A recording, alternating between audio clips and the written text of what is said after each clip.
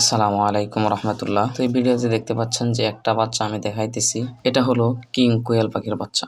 এই পাখিটার অনেক দাম, তার ডিমেরও অনেক চাহিদা এবং কেউ অনেক দাম। তো আমি ভারাক্রান্ত মন নিয়ে একটা কথা বলতে চাই, কিং কোয়েল পাখির 4টা ডিম আমার মেশিনে দিয়েছিলাম। 4টা ডিম থেকে একটা বাচ্চা মাত্র ফুটে বের হয়েছে, আর বাকি 3টা ডিমের ভিতরে কোনো বাচ্চা ছিল না। তো আল্লাহ তাআলার দরবারে শুকরিয়া, আলহামদুলিল্লাহ। কিং কোয়েল পাখির এক হালি ডিমের দাম আমার কাছে চাইছিল 480 টাকা। তারপর কত দিয়ে কিনছি সেটা বলা যাবে না, কারণ ডিমের দাম বাড়ে মাঝে মাঝে কমে। এখন যে বাচ্চাগুলো দেখতে পাচ্ছেন এগুলো হলো অরিজিনাল জাপানি কোয়েল পাখির বাচ্চা। তো এই বাচ্চাগুলো আমার প্যারেন্টসের ডিম দিয়েই ফোটানো। তো দেখতে পাচ্ছেন বাচ্চাগুলো ফুটে ফুটে বের হইতেছে, আলহামদুলিল্লাহ। তো এখানে 100 আবার টাইগার মুরগির ডিম দিয়ে দিয়েছিলাম।